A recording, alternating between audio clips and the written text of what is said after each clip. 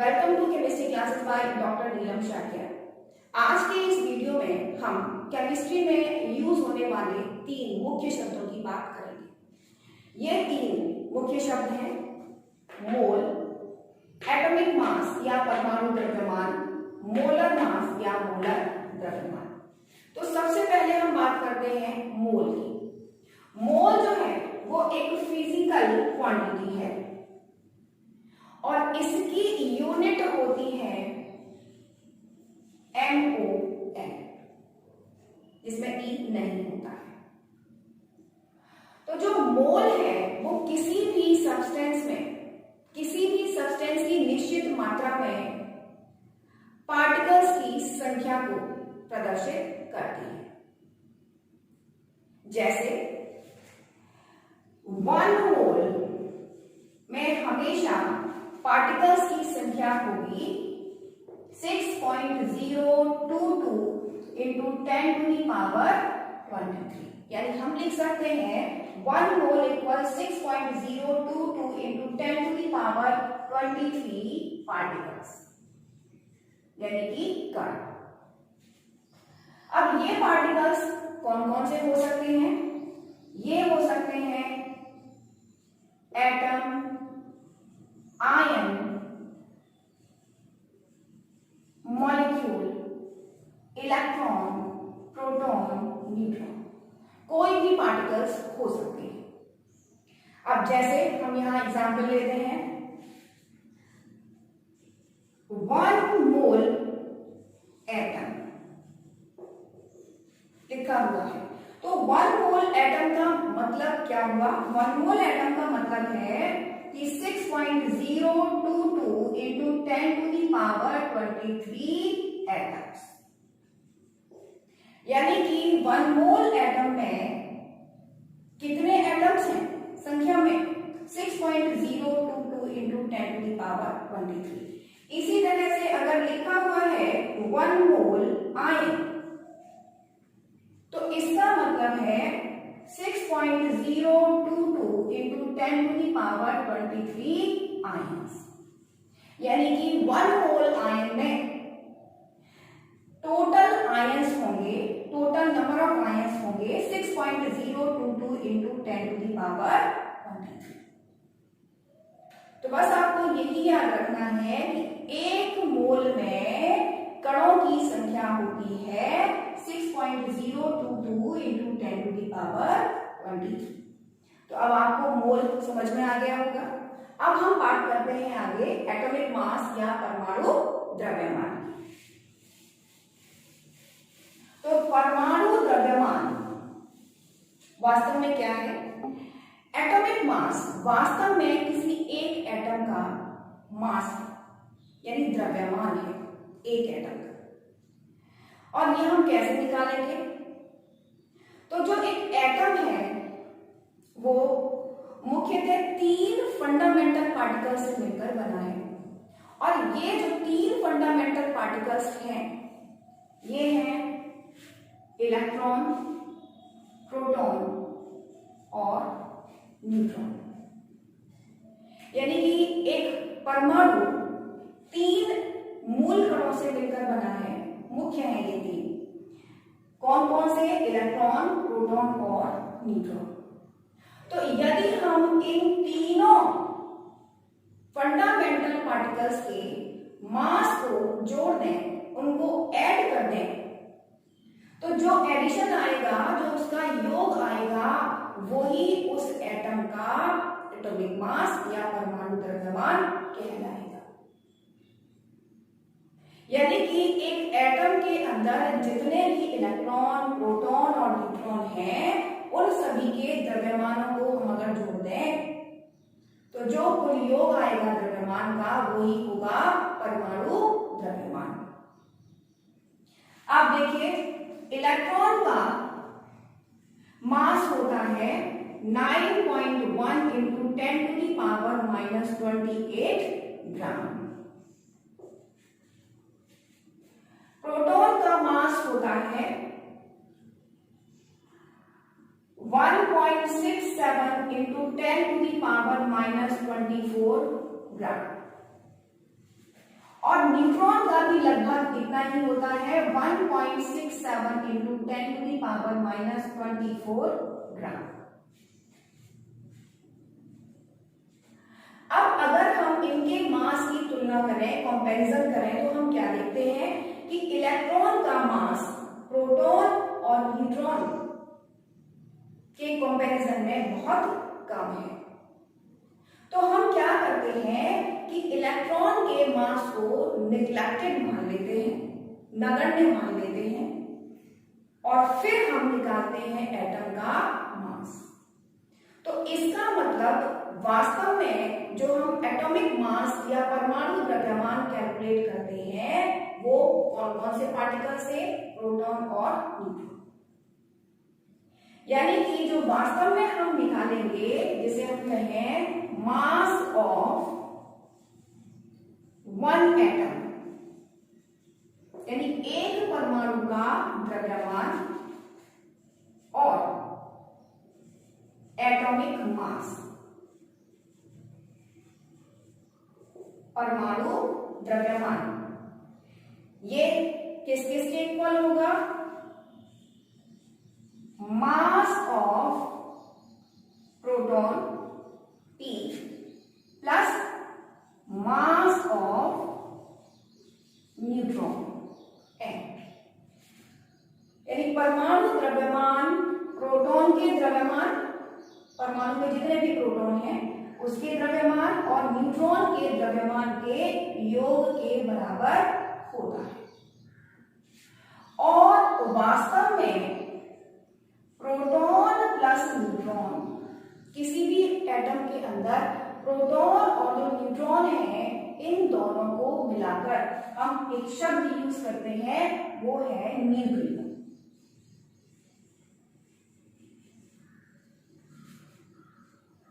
ये कहलाते हैं न्यूक्लियन। तो प्रोटॉन और न्यूट्रॉन क्या कहला रहे हैं यहाँ? न्यूक्लियॉन्स।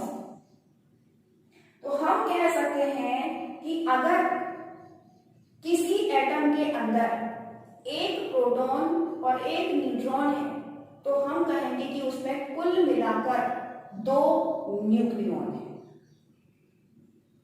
क्योंकि यहां पर प्रोटॉन और न्यूट्रॉन का द्रव्यमान, इनका मास लगभग बराबर है, तो हम कह सकते हैं कि एक न्यूक्लियॉन का मास कितना होगा? 1.67 into 10 to the power minus 24 gram. यानी एक न्यूक्लियॉन का द्रव्यमान है 1.67 into 10 to the power minus 24 gram. तो अब आपको न्यूक्लियॉन यहां पर समझ में आ गया होगा। यानी कि प्रोटॉन या न्यूट्रॉन, एक पार्टिकल को हम क्या कहते हैं? न्यूक्लियॉन कहते हैं। तो आप समझिएगा यहां पर हम कैसे एटॉमिक मास निकालेंगे। इसके लिए हम एग्जाम्पल लेंगे। हमने एग्जाम्पल लिया है यहां पर पहले हाइड्रोजन। एक जो हाइड्रोजन एटम है, हाइड्रोजन एटम में एक होता है इलेक्ट्रॉन और एक होता है प्रोटॉन, इसमें न्यूट्रॉन नहीं होता है। अब अगर हम इसका एटॉमिक मास निकालें तो हम कहेंगे atomic mass of H atom. Electron के मास यानी इलेक्ट्रॉन के द्रव्यमान को तो हमने नेग्लेक्टेड यानी नगण्य मान लिया। तो यहां पर हम कहेंगे कि केवल एक प्रोटॉन है, न्यूट्रॉन है नहीं, तो हम कहेंगे न्यूक्लियॉन कितने हो गए? 1। यानी कि अब हम यहां पर लिखेंगे न्यूक्लियॉन्स यानी कि 1 और इनटू मास ऑफ 1 न्यूक्लियॉन।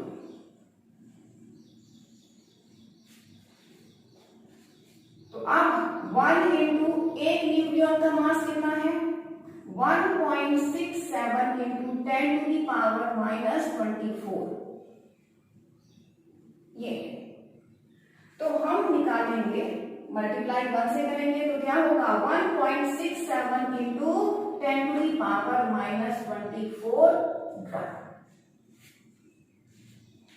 ये ग्राम में एटॉमिक मास आ गया। हाइड्रोजन का हमने यहाँ पर निकाला है, लेकिन एटॉमिक मास वास्तव में ग्राम में नहीं निकाला जाता।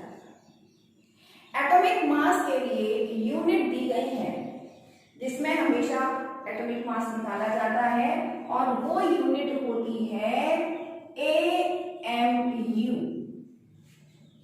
या U।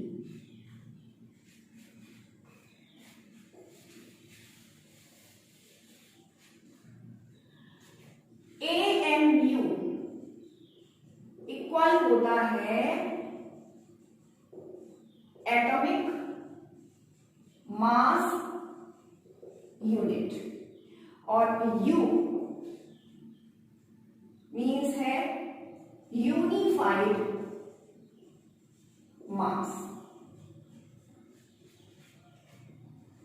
हमेशा एटॉमिक मास या तो एटॉमिक मास यूनिट में निकाला जाएगा या फिर यूनिफाइड मास में निकाला जाता है, और 1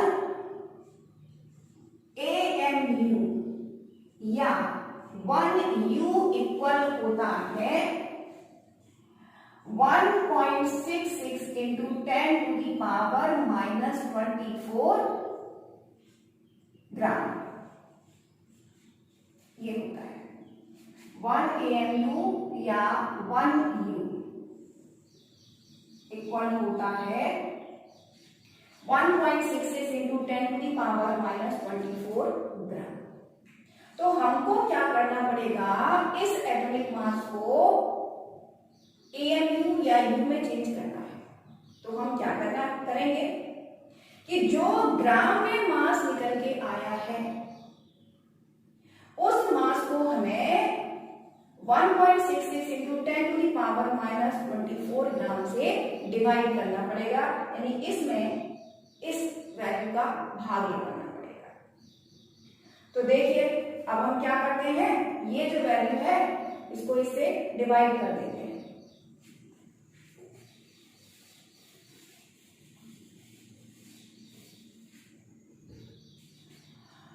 तो हम कहेंगे 1.67 into 10 to the power -24 upon 1.66 into 10 to the power -24।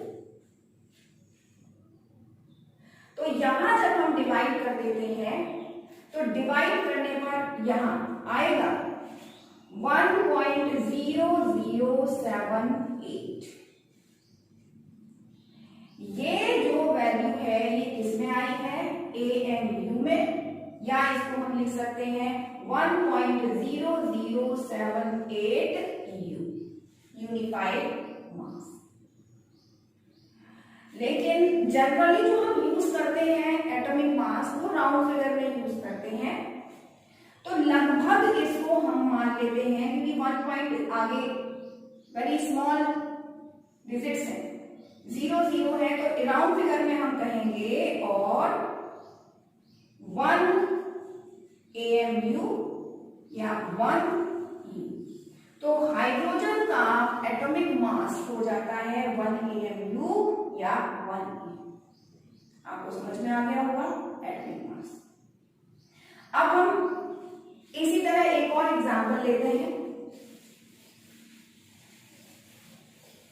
अब हम एग्जांपल लेते हैं नाइट्रोजन समझने के लिए। जो नाइट्रोजन एटम है उसका हमें एटॉमिक मास निकालना है।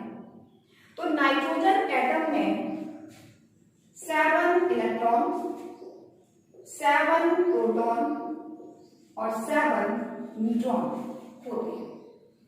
इलेक्ट्रॉन की मास को हम नेग्लेक्टेड मान लेते हैं, केवल न्यूक्लियॉन्स के ही मास का एडिशन निकालते हैं एटॉमिक मास में। तो एटॉमिक मास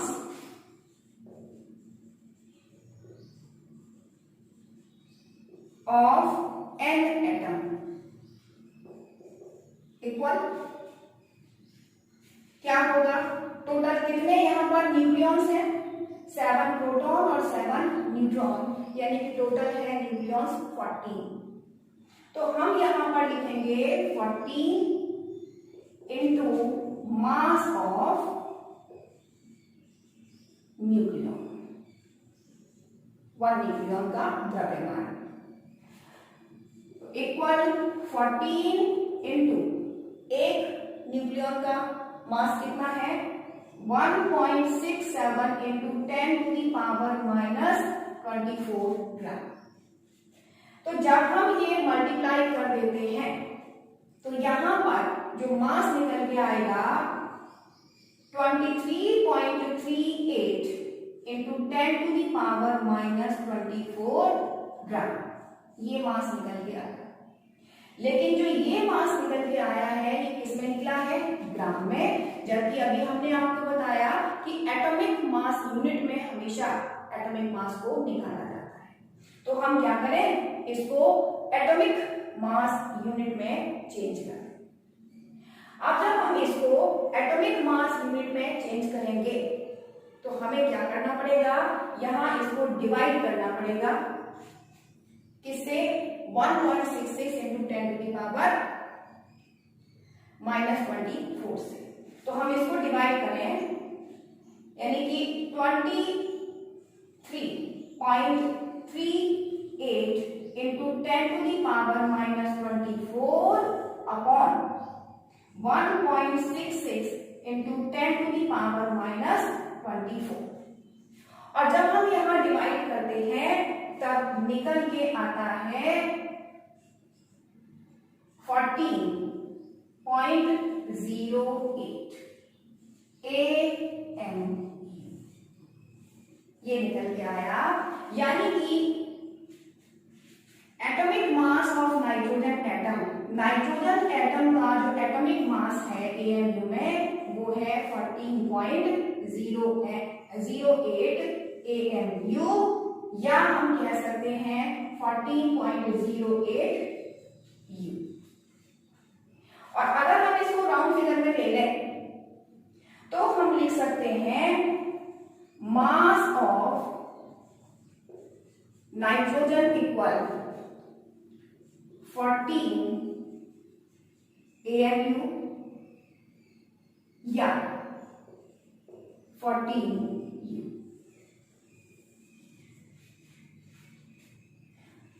तो ये अब आपको समझ में आ गया होगा कि हमने ग्राम में निकाला और फिर उसको AMU में चेंज किया। AMU में चेंज करने के लिए हम कितने से डिवाइड करते हैं 1.66 into 10 to the power minus 24 से डिवाइड कर देंगे तो जो भी एटॉमिक मास है वो AMU में चेंज हो जाएगा। नाइट्रोजन का यहाँ मास निकल के आ गया 14 AMU। तो अब आपको एटॉमिक मास भी क्लियर हो गया होगा जिसकी यूनिट होती है AMU या U। अब हम बात करते हैं मोलर मास की। तो मोलर मास क्या है, मोलर मास होता है 1 मोल सब्सटेंस का मास, यानी कि 1 मोल पदार्थ, कोई भी पदार्थ है उसका द्रव्यमान कितना है, वो द्रव्यमान कहलाता है मोलर मास। अब हम क्या करते हैं समझने के लिए नाइट्रोजन का ही मोलर मास निकालते हैं। तो समझिएगा,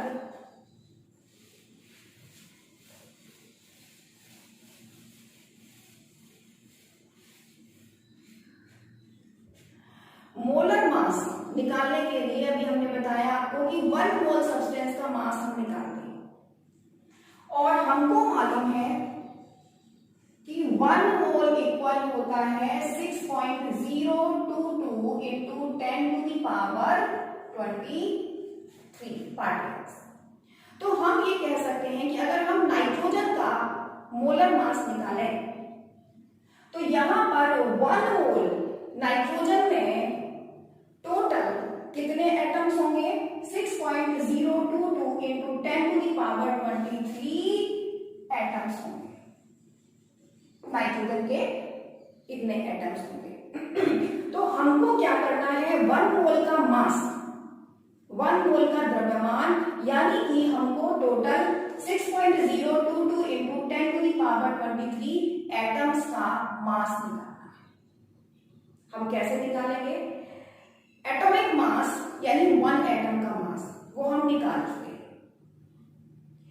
ग्राम में अगर हम देखें तो हमने 1 एटम का मास निकाला था, कितना, यानी mass of 1 n atom equal, हमने जो कैलकुलेट किया था वो है 23.38 into 10 to the power -24 gram.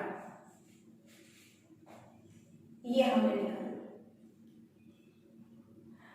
Nitrogen के 1 एटम का मास कितना है, तो 6.022 यानी 1 मोल का निकालना है, यानी हम दूसरी भाषा में कहें 6.022 into 10 to the power 23 atoms का मास कितना होगा, यानी 1 मोल का मास कितना होगा। तो हमको क्या करना पड़ेगा, 1 मोल का मास निकालने के लिए ये जो नंबर ऑफ एटम्स हैं, इस नंबर ऑफ एटम से हमको इस वैल्यू को मल्टीप्लाई करना होगा, यानी 1 एटम का मास है इतना, तो total 6.022 into 10 to the power 23 atoms का मास यानी द्रव्यमान कितना होगा, वही होगा उसका मोलर मास। तो देखिए अब हम निकालते हैं molar mass of nitrogen n equal, तो हो जाएगा 23.38 into 10 to the power -24 into 6.022 into 10 to the power 23। और जब हम यहां इसको मल्टीप्लाई कर देते हैं तो मल्टीप्लाई करने पर जो मोलर मास आता है वो आता है 14.07 ग्राम।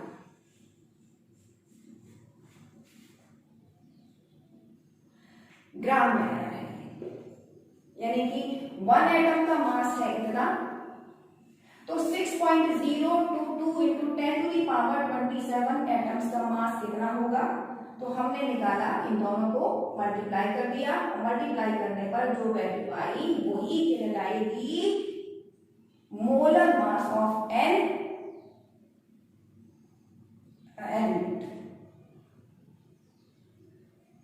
तो यहां पर ये इसका मोलर मास आ गया। अब इसको भी अगर हम राउंड फिगर में ले लें तो हम कह सकते हैं इक्वल 14 ग्राम,